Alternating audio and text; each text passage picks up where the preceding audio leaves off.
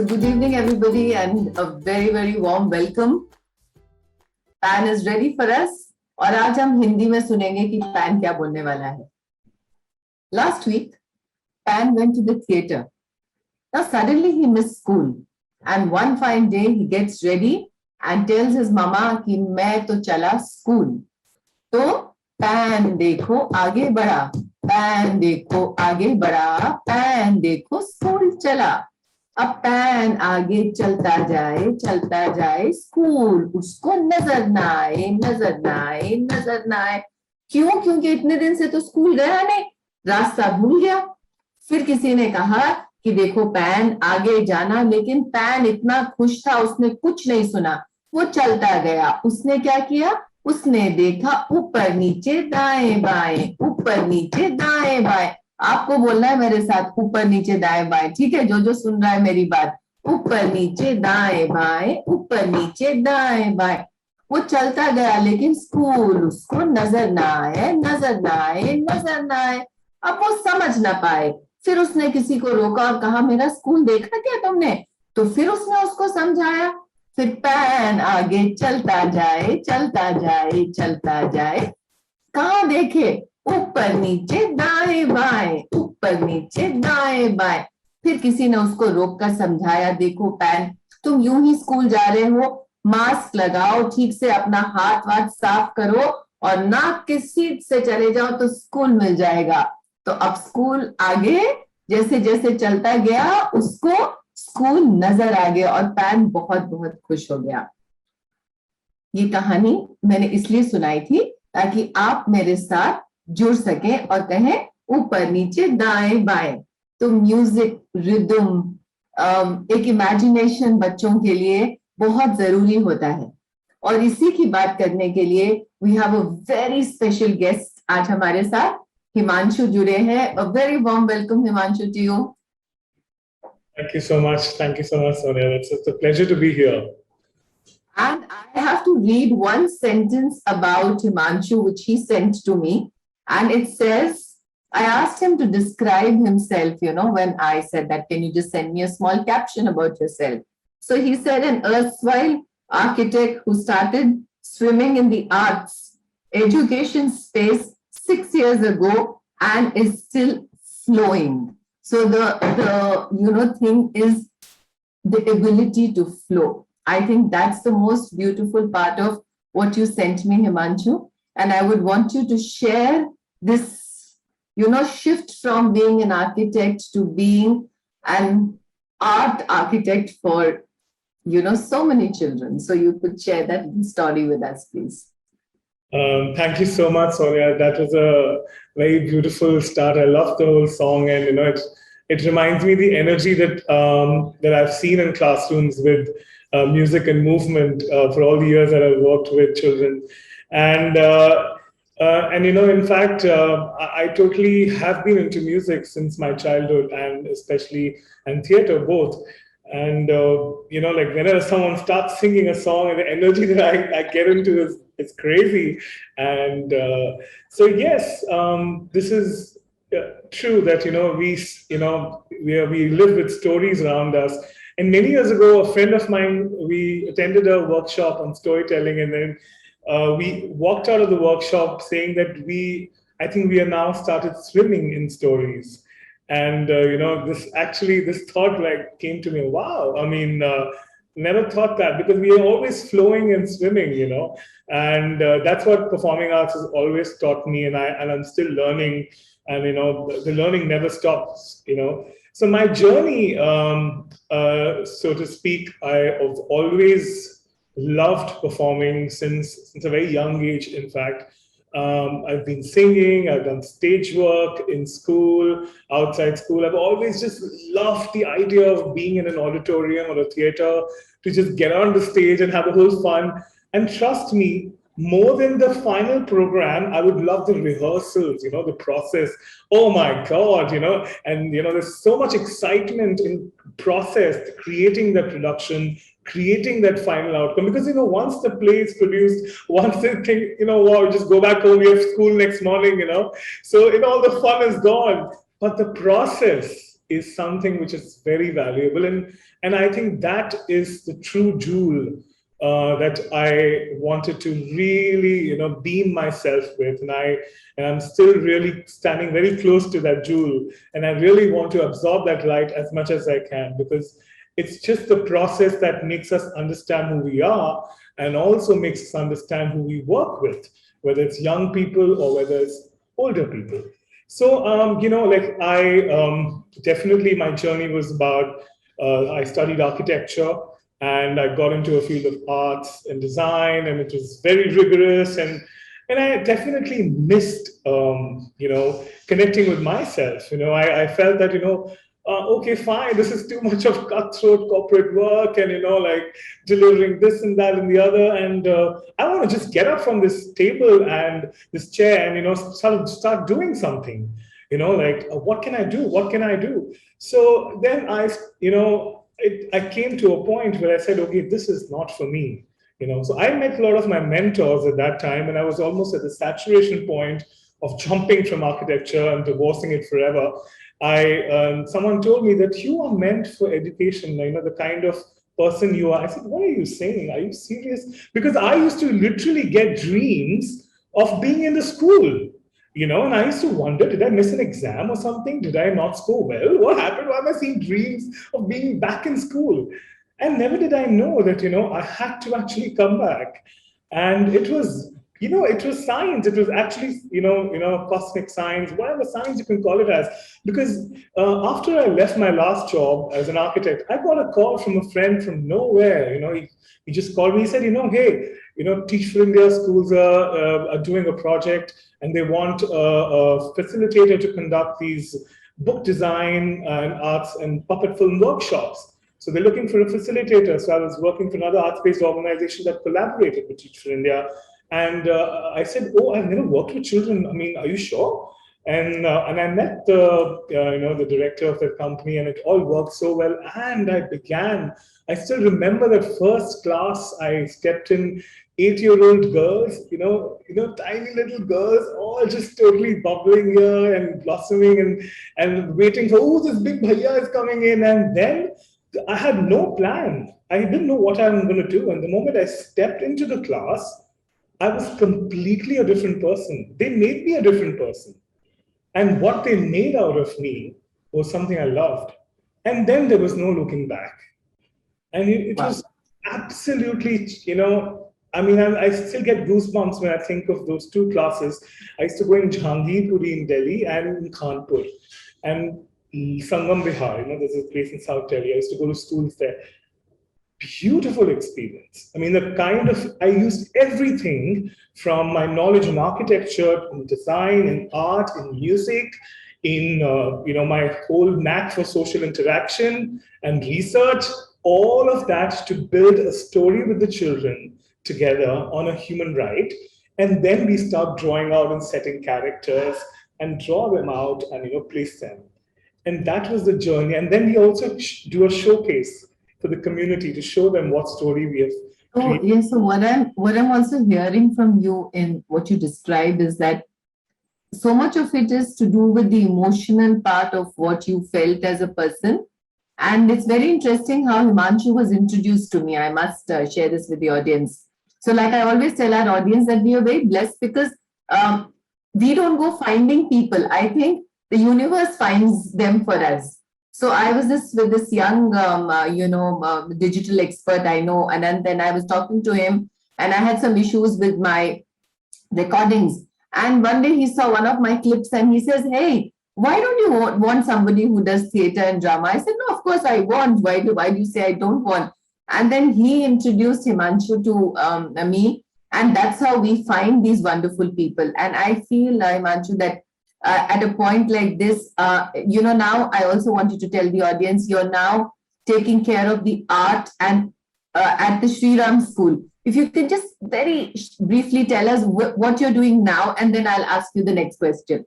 Yeah. So, of course, the whole long journey of, visiting tons and tons of communities, schools, learning spaces, from being a weekly, once in a week facilitator to full-time, facilitator to full-time teacher in one school, and finally I'm probably at one of the most enriching spaces, and that's Sri Ram School, where I teach theater, and I teach theater and drama, and I also am a class teacher, which is something I really love, because that's where I get to connect even more with children. So that's where I'm currently. Yeah. Beautiful. So, it's very interesting that every time I think of art, or I think of, expression, emotion, we stereotype a lot of things in our heads, but I'm going to talk about that a little later. What I'm going to ask you is that, can you give us this one experience where you walk in and you actually see what you do making an impact? Like, you look at it and say, oh my God, this is what is can impact children. So is there a story that you'd like to share with us? Yeah, surely. So, many years ago, I was working in a school in Bombay, and I used to go there once in a week, and to conduct a life skills in theater and art session. And it was so much, the school had a lot of logistical issue in terms of construction, that they had to fit 52 children in one class. And children were trying their best. They were grade six, they were trying their best to fit in as much as they can. And I was like really thinking, oh my God, how are they going to adjust? But trust me, when I went to their community, when I walked there, what I was thinking as a problem is absolutely fine for them.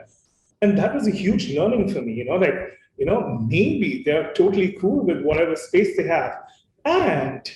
But the moment, they used to be together, there was so much energy. And I really had to think of, doing something. And yes, I got this song to the table. And there was a song I started using as which used to set the tone of the class. It was an action song and a song about a boat ride. And that song, trust me, when I used to do that song, teachers from neighboring classrooms used to just leave their class and come and stand near the door or the window and peep and just be there. And I was like, wow, this song, I could not imagine it could have that much impact. Because the moment I used to sing that song and children used to start singing it with me, the whole class would be so calm. And then that's when I realized, wow, there's so much of. You have to sing it for us. Yeah, sure. And it's a song I've taken a long way in my life. And all my friends and colleagues I sent the invite for today's talk. They said, are you singing a song? I said, yes, I am. So, yes, it's called Now Chali. I'm going to do a bit of the actions also and show it to you. We'll do them with you. Yeah, okay. Now chali, now chali, now chali re. Now chali, now chali, now chali. हम सबको लेकर गाँव चली रे. हम सबको लेकर गाँव चली रे. हैया हो, हैया हो, हैया हो, हो हो हो हो, हैया हो. हैया हो, हैया हो, हो हो हो हो. नीचे है पानी की धार, सर सर सर सर सर सर. This is when kids have a lot of fun. अरे उस पर चढ़ती चप्पू के वार, छप छप छपाक छप. अरे नाव चली नाव चली नाव चली रे. हम सबको लेकर गाँव चली रे. हम सबको लेकर गाँव चली रे. हैया हो, हैया हो, हैया हो, हो हो हो हो, हैया हो, हैया हो, हैया हो, हो हो हो. Now the most favorite part. आसमान में तारे हजार, हमको जाना है उस पार. अरे हिलडुल के नाव चली रे. हम सबको लेकर गाँव चली रे. हम सबको लेकर गाँव चली रे. हैया हो, हैया हो, Hiya ho, ho, Oh, oh, oh. hiya ho, hiya ho, hiya ho, ho, ho, ho, ho. Oh, beautiful. And what is so wonderful was the rhythm went up and the rhythm came down. This is also for everybody watching. What a way that the energy was taken to a height and then the children were calmed down. This is the magic of art, music. Fantastic, Manju. Beautiful. So, so beautiful. Just so beautiful. I am so engrossed that I forgot to look at my next question and tell you that. Yeah. I was so super excited. Lovely, lovely. So, the next question that I'm going to ask you was what we started talking about is that many times as I have, this has been, I've been in the foundation classes for now about almost 31 years. And many times I've noticed that, when we set a cast, when we plan a program, we stereotype a lot. We put this child like this, that child like that. And because I was a really naughty child, I would always be a tree at the back. And I could never understand why a particular girl was made a fairy and she would cry and she wouldn't know any dialogues or anything. So how would you talk about these little trees who get pushed at the back and stereotyping? So, one of the biggest things I think helps in breaking these stereotypes is sharing your own personal stories with the children. Like how things, what you've seen. So I, with all of my children that I've worked with, when I used to tell them, you know what, I have played as a grandmother on the stage, and they're like, so what are you serious? I said, yes, and trust me, it has never happened that I had to tell a child to choose the role that they really, to pick up this role or that role, because they would eventually connect with one. So I remember there was a boy in grade 4 I was teaching many years ago who just wanted to play a girl in a play. And he said, so I said it's more about the character, to be to understand how a character is, and if you're able to understand what that character is, play it. In fact, I must really thank Sri Ram School for that also, because a lot of inclusivity is what Sri Ram School stands for. And I have really seen that play, the kind of freedom that they've given me in dealing with children, the way I feel like is immense, it's valuable. Because I remember in one of the productions I did at Sri Ram School, one of my students, we were doing Alice in Wonderland, actually wanted to play the Queen of Hearts. And he was, I could just see a Queen of the way he would talk. He was really literally coming close. He loved that role and the character, the kind of naughtiness she brought. And it was just, he was very beautifully accepted and he portrayed a beautiful presentation. So what I'm trying to say is, I think a lot comes from the children. And what we can do as teachers is open that space, create that, space where there's no shame, no guilt, no name, no blaming. These are kind of tags we often use in our classrooms. And then, just so, I remember going to a workshop many years ago, they said, okay, all of you is welcome here. All of you. Whatever you bring is welcome here. And I think when we set that tone, stereotypes are always outside and they're never in. So that's just about it. Yeah. That's beautiful. And in my conversation with you, there was another very, very nice thing that you mentioned that said that however much you plan for a class, a big percentage gets set when the children walk in. They come in with more than 50% of the class. So if Yes. you can just explain that to us, I totally feel that to be honest, why when I when I think in a retrospective, I why I moved to education is because I love connecting with people and I love understanding myself through people. And I did not share this wonderful quote that changed my life when I was studying architecture. It's because I was doing my thesis on a school design. And I bought this book called Happiness in Architecture because I really wanted to talk about happiness. And it said, schools are miniature of the world as we would love it to be. And then I said, wow, this is like a path breaking code for me. And that's what it is all about. Schools are the spaces where you can create a world of your own. And I personally connect with it because I can really see myself when I work with children. Who am I? What am I? And I can learn a lot with the way they respond. And what better than education or working in schools? So that's why I believe, children, in terms of knowledge, they know it all, or they will just get it. There's enough of resources out there. But what they bring with themselves when they get into the classroom is the actual curriculum, and that's the majority of the curriculum. Because I feel that every child is, they're developing at a different pace every day. We all know that. And if I've, so many times I've planned something, and the energy of the children is so different. The plan goes like off the window, and okay, let's do a brain break, energizer. Okay, let's talk about your favorite Sunday. And trust me, it becomes a hit because I'm personally, I like to sensitize, be in that position of being sensitive to what children are feeling. And that has been my, my strength, I believe, I'm really able to see that. And I respect them coming into the class and bringing that. So, yeah. Yeah, this is like a really valid point that sometimes we allot everything to children. I allot, I decide, So this little part of if you are sensitive to the children around you, you'll realize that they, like what Himanshu is saying, that they'll set the pace.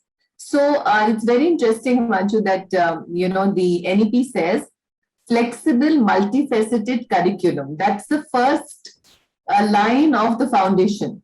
And what you're saying is so correct that when you set your curriculums, you also have to be ready to be flexible. You also have to be ready to adapt, change.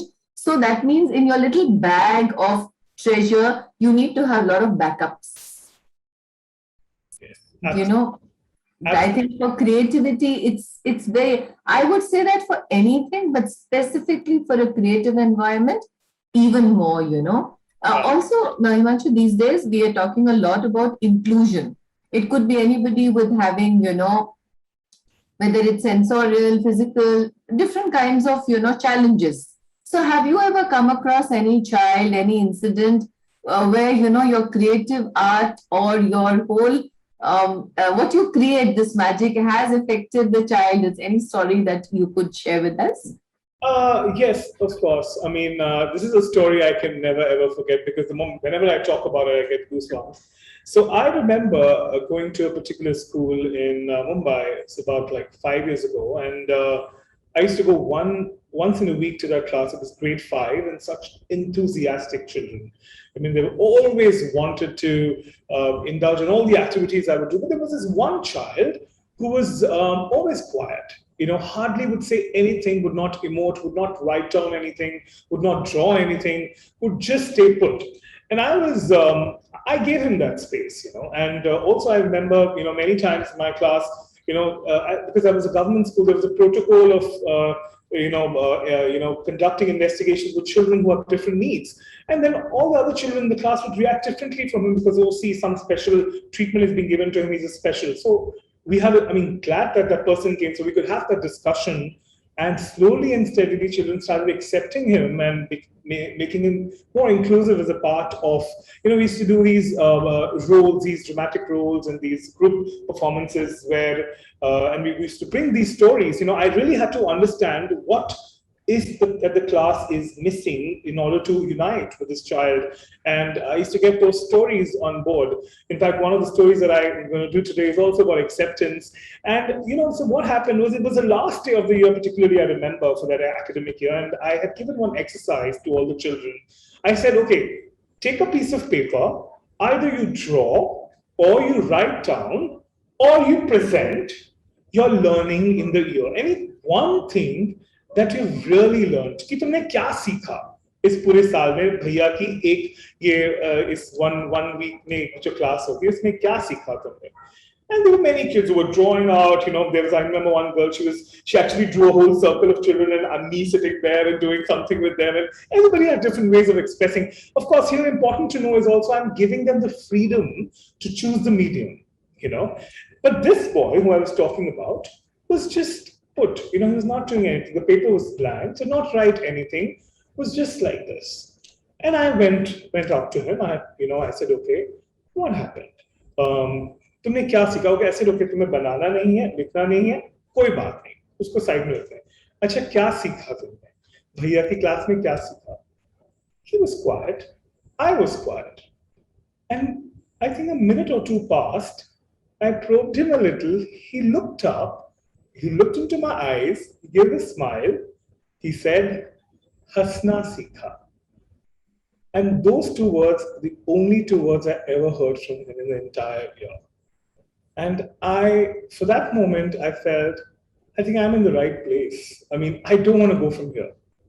So that. Yes, it's so true, Himanshu, I have been a child who's never scored well in my life, and I can so relate to, somebody actually walking up and trusting my skills. And I can actually feel it, I felt it when you said this. It's interesting, Himanshu. I came onto this platform not because I'm qualified with a doctorate or whatever, but somebody just spotted my skills. Somebody just spotted my ability to, or even the work I've done, even the books that I write, even, when I got spotted by the Oxford University Press, they never asked me for my qualification. They just looked at my, that ability to do something beyond what is visible. And I think what you just told us is the reason why art must come into our schools. It must come into our classrooms as a process. And I so believe in it, that there will be children who perhaps will just never express because everything else is so fearful. But when you have different mediums, you have different thoughts, you have music, you have rhythm, you have drawing. Oh my God, what it can do to these children. So for everybody watching, please understand why art integration is being so much talked about. And these wonderful people are doing it. And what Himanshu is going on telling us is life skills. You're hearing this word again and again. So I really, now when we're talking about this part of it, Himanshu, assessment, this is like a big, we get stuck on assessment. We always want to check at what level. When we say art, how do you view this whole observation or assessment of children? So speaking of assessment, firstly, I think if we are determined to bring about a process of using the arts, have children experience the process and not worry about whether it leads to a production or there's a final performance or anything of that sort, but there is a process that they enjoy, they imbibe, they rise, they fall, and they make connections. And yeah, I mean, if it's about a process, I think the assessment is not about how well they perform, but it is about how well they understand themselves and how well they understand each other. And for example, looking at collaborative skills, how did I work in the group? How did was I a good listener? Okay, did I take initiatives? Did I, identifiers could be, initiatives are taken with a lot of help, with little help, and does independently, and looking at how can I understand others. And, so for example, that's what performing arts is high about.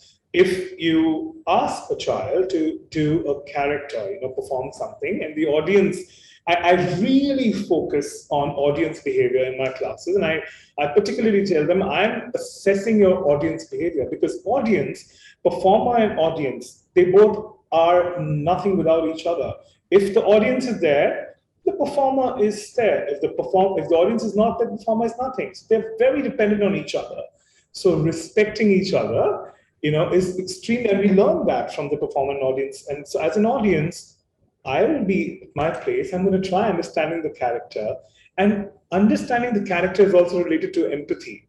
How much could you really understand the other person? And then connecting that with real life situations. Has this ever happened? Or have you ever seen this happening ever? Like, what about your life? And then connecting it, to their own personal experiences. So we start from the external, the character, and simply noticing that how the child is responding to understanding behaviors, to understanding, how the child is there in a group or as an audience. Yeah. This is beautiful. There's a word called tehzeeb, typically in Urdu, and when you actually go, it's a very interesting thing. I know a very famous Sufi singer. So one day she told me, she said, right from the tehzeeb of dressing up as the audience, it makes a difference. I said, wow, it never struck me. But what you're saying is so correct that, if I don't receive, how will you give as a performer? So Yeah. I'm looking at 3, 4 things that you said when I talked about assessment. The first thing you said is that allow them to observe themselves.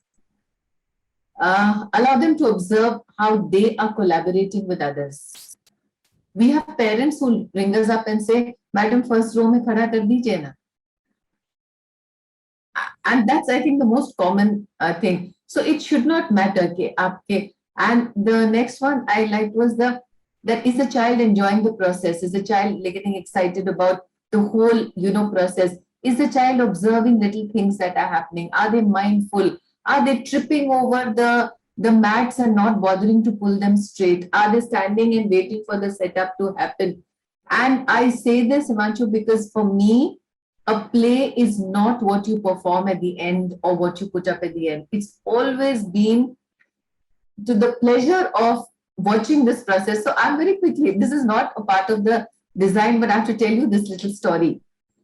There was this Vaidyanath group in Jhansi, and there's this Panditji who owns it, very interested in school. So our children performed, and there were about good 200 to 300 children early years who were supposed to walk in through the parent line, go up on stage and walk out on the other side. That was the finale. So when the finale finishes, and we were not supposed to give them any directions, that was the finale. And it was one of, I think, my most overwhelming moments. These children went past, and all of us just stood and give them little finger movement thing. When the whole program finished, he came up on stage and he said that I want to find that teacher who's standing there in that shadow. How could she direct 300 children without one word?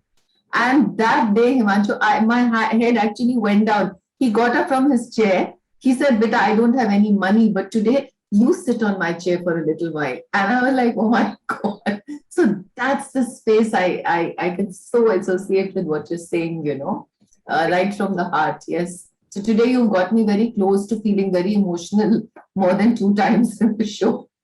Yeah, because it is it's the assessment actually is in the children. It already exists there. We need to make them see it. And also, what I do, one more thing is peer feedback.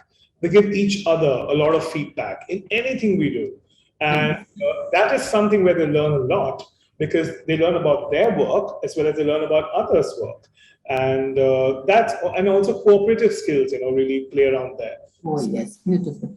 And now we're going to come to this absolutely interesting story that, so Himanshu was also telling me that how he uses books and stories that are his favorite to actually reach out to children and see how they respond. So he's got a very, very interesting story for us. And before he goes, we also have a song. So we have to make place for all of that.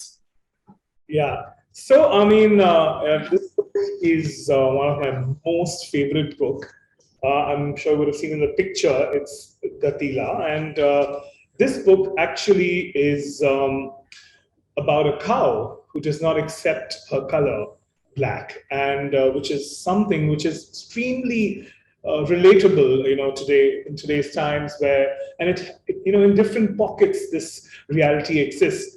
And trust me, I could not believe I have used this book with 4-year-olds and also 18-year-olds, and it works wonders.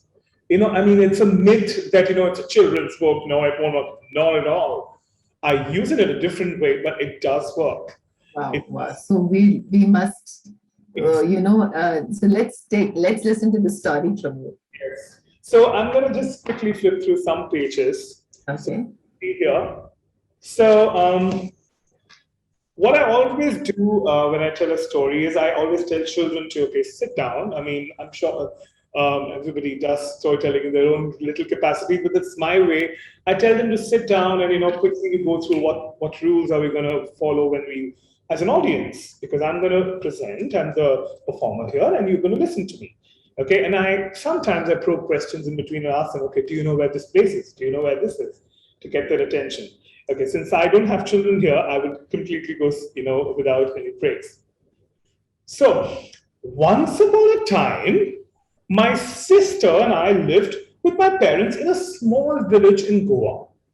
My sister was slight and skinny, so father brought home a cow to give her fresh milk. This cow was small and completely black. My sister named her Gatila. See Gatila? She's so pretty. Yeah? Gatila would wake up early in the morning after being milked and she would roam about in the place till sunset. How can she roam? Can you all show me how she roams? Oh, oh, oh. And they're all going to copy it. In the evening, she would return to the shed for the meal. That's Gatila. And Gatila was a happy cow, she, except for one thing.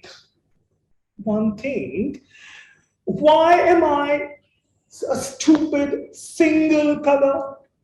She would think, watching a herd of black and white cows grazing nearby, they all would be like two colors, see? And Gatila would be just one color. Now that's a problem, is it? How? Let's think about it. Let's see. One day on her way back home, Gatila met a frog and she asked him, do you think I'm pretty? She asked him shyly. Well, if you like black, then you're very pretty, but I like green. Look around. Almost everything is green. The nature is green and nature is good, so green is good. So this is a frog telling the green story. The frog likes the green. Gatila waved a goodbye to the frog with a tail and went home. Next morning, she quietly sneaked into the grandfather's shed and she found a tin of jungle green paint and said to her, she went into the shed. See, it's a beautiful shed, and she found this paint there. Yeah? And the next morning, a swarm of bees surrounded her. What's these? They buzzed. They saw all the bees. They saw something big. A green cow? They laughed. What do you think is the best color then? Gatila asked. Gatila thought, she would be appreciated for green. And the bees said, yellow like the sun and black like the night. That is what is just right. Oh my God, everybody's imposing their colors on poor Gatila. See? Oh my God. Oh, that's it. And the next morning, there was a black and yellow striped cow grazing in the field. And Gatila kept changing herself. A group of white egrets now, white color egrets, came to have a closer look at her. Black and yellow? The egrets laughed. Ha ha, ha ha. Be white, they told her, flapping their wings wildly. White is right. And then Gatila, that night, painted herself all white. But she did not stay white very soon because she had brown mud spots all over her. Poor Gatila. Look at the muddy Gatila. What to do now? Does it happen with anyone? I'm sure, when you play a lot in the field, a lot of us, yes, all sorts of things are there. Yeah. And gloomily, she sat down under a tree, close to where her friend Peacock came and was trying to get Peahen to see him. Gatila could not stop looking at him, with all the beautiful colors that the peacock had.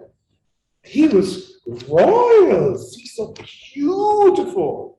Wow. Gatila was absolutely impressed. The peacock noticed Gatila as well. You look terrible, he said. Muddy brown is really not your color. That's muddy brown. Peacock spread his feathers to show his deep, beautiful colors. What? Gatila asked him, what do you think is the best color? And the peacock says, see? Gatila sat up suddenly. She got an idea. She thanked the peacock and quickly went home again. Another change. Yes, the next day was the worst day of Gatila's life. And she was in the field, and everybody around her, cows aren't supposed to be blue. Everyone laughed at her wherever she went. And by the end of the day, Gatila was tired and sad. Oh my God. How many changes she has to go through. Well, this one says, and that one says, and this one says. What will she do now? Then a tiny, colorful butterfly came and settled on her nose. You know what she should do? She fluttered. She said, be creative, the butterfly said. What do you think next happened? She became a multicolored cow. When my grandfather went to the shed the next morning, a big surprise greeted him. What am I going to do with you? Shouted grandfather. Oh, my dear Gatila, you are one mad cow. He laughed. What can I do with you? Gatila ran in one corner of the garden. In the afternoon, it began to rain. Tip, tip, tip, tip, tip, tip. And soon all the color washed away. That's what happened. But guess what has happened now? When the sun came in finally after the rain, a very sad Gatila stood with her head bowed but coat shining. My sister saw her from the window and ran out to her. Oh, Gatila, you look beautiful. And look at this. She looks much more beautiful than ever. And Gatila now, guess what? Is a happy cow. Morning, afternoon, or night, she jumps into the river to look pretty. I can totally relate to her. She's also flowing like I flow. Yes. Yeah, and she looks at her jet black hide, she just smiles. And that's Lovely. And she loves black now. Yes. Oh, how beautiful. So this is lovely time. Machu, when this whole lockdown happened, I watched a lot of reactions. So everybody would watch all these webinars, 500 of them on 2 o'clock, 3 o'clock, 6 o'clock, 7 o'clock. And everybody wanted to do everything, and I saw that happening. And suddenly everybody realizes it's okay to be in your own space. So yes, all the colors are beautiful, but enjoy your own colors. I think that's a beautiful message. But before you go, you have to sing us that song so that we don't miss that part of it. Also, what I've seen is like when I was doing this book, in the younger classes, and I would interject in between. I would say, okay, what's happening next? Kids have amazing guesses of colors. Did she meet this person, that person? Did she turn purple? And there was a cacophonic laughter, trust me. And but they really felt, that how one can be tired of, Like I was not expecting the butterfly multicolored, I was listening to really carefully, but I didn't expect that. Yes, beautiful. And also you narrated so beautifully, Yeah. Oh, thank you so much. Creative can be totally plain. Yeah. Creative doesn't have to be different colors also. No, also the way you narrated it, what happens is, Himanshu, the reason I requested you to read this out is that, all the time we are thinking of complicated props. We are not using our voices. We are not using, and what I loved about you is no inhibition, You were not bothered about laughing or shaking or moving around. And that is what we hope to see in the foundation teachers. And I think it was a beautiful way to say that even the simplest of stories, you can help children to visualize better. And we have exactly like 2 to 3 minutes. So before we go and wind up, we would love to hear that song from you. Sure. So this song is something I've done with children, to teachers, to everybody around me. And I loved it. It's a song on clouds, and again a song in Hindi, a language I really love singing in. And here we go. आरे बादल कारे बादल आओ जरा झूम के आरे बादल कारे बादल आओ जरा झूम के अपने संग ठंडी हवा लाओ जरा झूम के अपने संग ठंडी हवा लाओ जरा झूम के दूर कोई मीठी मीठी बांसुरी बजाए दूर कोई मीठी मीठी बांसुरी बजाए मेरा मन धीरे धीरे वहां चला जाए मेरा मन धीरे धीरे वहां चला जाए सुनो रे धरती सुनो रे गगन अरे सुनो रे पवन आरे बादल कारे बादल आओ जरा झूम के अपने संग ठंडी हवा लाओ जरा झूम के पंछियों की टोली जैसे उड़ी उड़ी जाए पंछियों की टोली जैसे उड़ी उड़ी जाए भाई मेरा मन धीरे धीरे वहां चला जाए मेरा मन धीरे धीरे वहां चला जाए सुनो रे धरती सुनो रे गगन अरे सुनो रे पवन आरे बादल कारे बादल आओ जरा झूम के अपने संग ठंडी हवा लाओ जरा झूम के आरे बादल कारे बादल आओ जरा झूम के अपने संग ठंडी हवा लाओ जरा झूम के Oh, beautiful. It is so, so beautiful. And I love the way you ebb it off into this absolute, imagination. And I don't think I have anything more to say, Manchu. I want everybody to leave with this Badal and flow with you into the world that you create for the children. Thank you so much for being with us. So much. Thank you. Square, square, panda.